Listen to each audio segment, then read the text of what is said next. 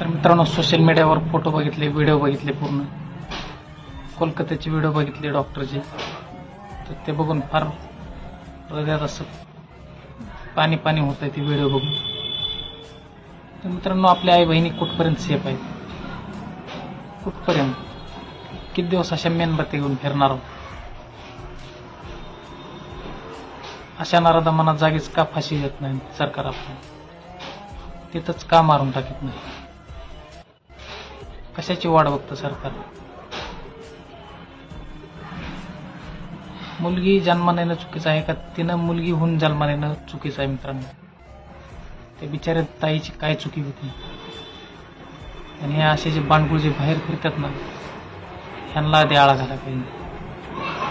हे जे कोणी असलं करेल ना, त्याला जागेवर मारून टाका किंवा जागेवर फाशी झाली पाहिजे मित्रांनो, ऑन दी स्पॉट.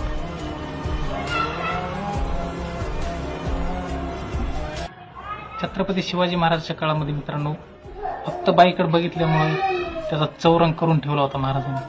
त्याच्यानंतर एकही घटना घडली नव्हती की बाईच्या अंगावर हात टाकला होता. आता जे कायदा सुव्यवस्था आहे मित्रांनो, त्याचा कोणाला धाक राहिलेला नाही. त्याच्यामुळे हे नराधम माझे सुटलेले आहेत. आपल्या आई बहिणी सेफ कुठवरच नाहीत मित्रांनो, अजून हे कुठंच नाहीत. आई बहिणी जे आपले जेवढे फिरतात बाहेर त्या सेफ नाहीत मित्रांनो.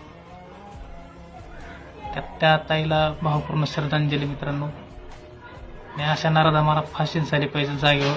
यांना जेलमध्ये टाकून काय होणार नाही, परत सुटून येत बाहेर. ज्या दिवशी झालं त्या दिवशी ह्यांना पकडणे, ज्या दिवशी हातात आलं त्या दिवशी फाशी देणे मित्रांनो.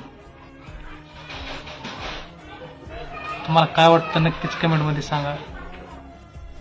ताईला भावपूर्ण श्रद्धांजली मित्रांनो.